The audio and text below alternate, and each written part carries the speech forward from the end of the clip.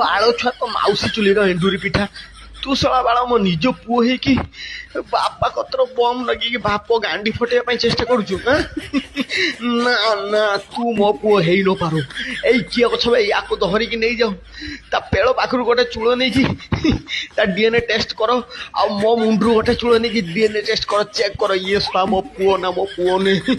ଶଳା ଯଦି ନିଜ ପୁଅ ହେଇଥାନ୍ତା ବାପ ଗାଣ୍ଡି ମାରିବା ପାଇଁ ଏମିତି ତତ୍ପର ହେଇନଥାନ୍ତା।